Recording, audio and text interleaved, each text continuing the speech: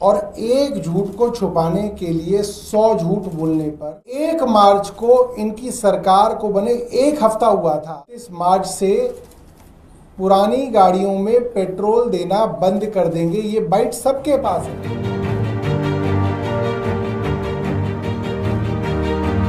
दिल्ली में 10 साल पुरानी डीजल और 15 साल पुरानी पेट्रोल गाड़ियों को 1 जुलाई से ईंधन न देने का फैसला वायु गुणवत्ता प्रबंधन आयोग की ओर से वापस ले लिया गया है, लेकिन यह स्पष्ट भी किया है कि 1 नवंबर से ऐसे वाहनों को ईंधन नहीं दिया जाना चाहिए।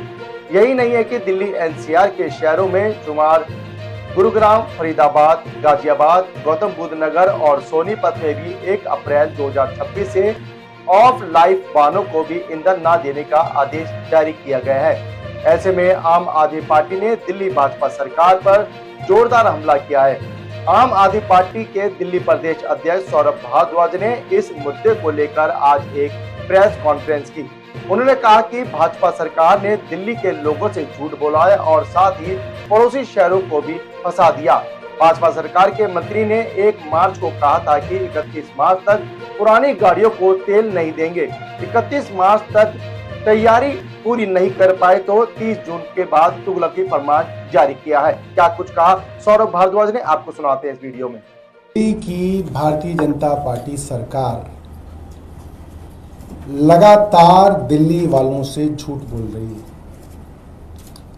और एक झूठ को छुपाने के लिए 100 झूठ बोलने पर अब ये फंस गए हैं कि हर झूठ को छुपाने के लिए 100 झूठ बोलने पड़ रहे हैं। 1 मार्च को इनकी सरकार को बने 1 हफ्ता हुआ था और इनके मंत्री ने अनाउंसमेंट करके कहा, मनजिंदर सिंह सिरसा साहब ने, कि हम 31 मार्च से पुरानी गाड़ियों में पेट्रोल देना बंद कर देंगे। ये बाइट सबके पास है। 31 मार्च तक इनकी तैयारी नहीं थी, लिहाजा 30 जून से इन्होंने कहा कि साहब 30 जून के बाद अब हम पेट्रोल और डीजल गाड़ियों को नहीं देंगे। और ये खूब उछल कूद करके कहा। उसके बाद दिल्ली वालों ने इनको गालियां देनी शुरू की, ट्विटर पे, फेसबुक पे, इंस्टाग्राम पे इनको खूब कोसा, इनके ही सपोर्टरों ने कोसा। हम लोगों ने प्रेस वार्ता की तो झूठ बोल दिया गया कि नहीं साहब, ये तो जो है ना high court, supreme court, NGT के ऑर्डर थे, सीएक्यूएम के ऑर्डर थे। सीएक्यूएम की चिट्ठी 23 अप्रैल की है। मनजिंदर सिंह सिरसा जो है 1 मार्च को अनाउंसमेंट कर चुके। अब जो लीपापोती कर रही थी भारतीय जनता पार्टी सरकार, उसमें फिर फंस गए। कैसे फंस गए? सीएक्यूएम को चिट्ठी लिखी, उसमें एक बात कही और दिल्ली वालों को जो बात कही वो दूसरी बात कही। ये इतना तेज समझते हैं, अपने आप को इतना शातिर समझते हैं, इनको लगता है सब लोग बेवकूफ हैं। दिल्ली वालों को क्या कहा? दिल्ली वालों को कहा नहीं, ये तो डिसीजन गलत है। भाई गाड़ी पुरानी है, इसका मतलब ये कोई ना वो प्रदूषण कर रही है, नई गाड़ी भी प्रदूषण कर सकती है। पुरानी गाड़ी वेल मेंटेन्ड हो तो प्रदूषण नहीं करती है। एलजी साहब एक अलग चिट्ठी लिख रहे हैं कि नहीं, एक पुरानी गाड़ी से एक इमोशनल कनेक्ट होता है। ये सारी चिट्ठीबाजी किसके लिए हो रही है? दिल्ली के लोगों के लिए, उनको बेवकूफ बनाने के लिए ये चिट्ठीबाजी है।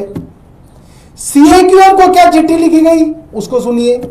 सीएक्यूएम को कहा गया कि साहब हम आपके फैसले से पूरी तरीके से सहमत हैं। यह बात दिल्ली सरकार के मंत्री ने सीएक्यूएम को चिट्ठी में लिखा कि आप जो कदम उठाना चाहते हैं वो बहुत अच्छे कदम है, हमारी सरकार आपके साथ खड़ी है, मगर क्योंकि कुछ टेक्निकल प्रॉब्लम आ गई है, हमारे कैमरास की कुछ प्रॉब्लम आ गई है और क्योंकि अड़ोस पड़ोस के अंदर जो शहर हैं जैसे नोएडा, ग्रेटर नोएडा, गाजियाबाद, फरीदाबाद, गुड़गांव, सोनीपत, इनमें क्योंकि नहीं हो रहा है, इसलिए सब में एक साथ किया जाए। दिल्ली वालों को अलग कहानी सुना रहे हैं, सीएक्यूएम को अलग कहानी सुना रहे हैं।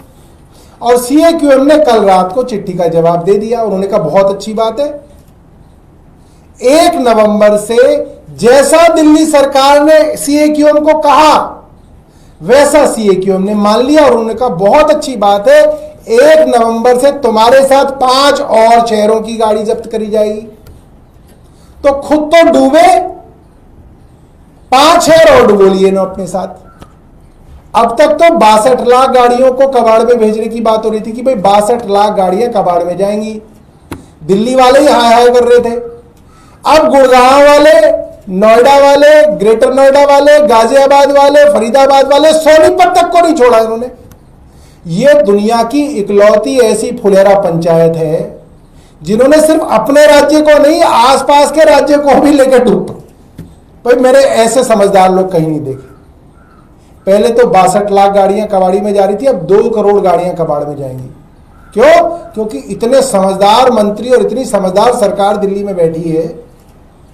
और इन्होंने एक और ऐसा काम किया जिसकी वजह से सुप्रीम कोर्ट में भी मुंह की खाएंगे। क्यों?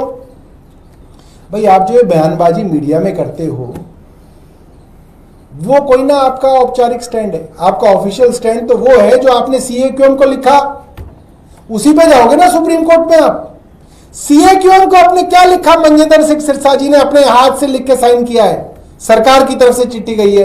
सीएक्यूएम ने को आपने लिखा कि आपकी ये पहल बहुत अच्छी है, हम आपके साथ हैं, इसकी वजह से पोल्यूशन रोका जाएगा और सब मिलके करेंगे तो हम करेंगे। तो अब आप सुप्रीम कोर्ट में जाके कैसे स्टैंड बदल लोगे? आप तो फंस गए और आपने अपने साथ 2 करोड़ परिवारों को फंसा दिया। सिर्फ और सिर्फ मूर्खतापूर्ण काम ये सरकार रोज कर रही है। मैं ऐसे ही नहीं कहता कि ये फुड़ेरा की पंचायत चला रहे, ये पंचायत से भी गए गुजरे हैं अभी लोग। इन्हें पता ही नहीं है क्या करना है, कैसे करना है। कहीं कुछ लिखते हैं, कहीं कुछ लिखते हैं। अरे ऐसे सरकार चलती है, आप कैसे स्टैंड बदलोगे? मेरा भारतीय जनता पार्टी की मुख्यमंत्री जी से सवाल है, क्या सुप्रीम कोर्ट बेवकूफ बैठा है? सीएक्यूएम में आप कुछ लिखोगे, जनता को आप कुछ बताओगे, सुप्रीम कोर्ट में आप तीसरी बात बताओगे। ऐसे कोई ना चलता।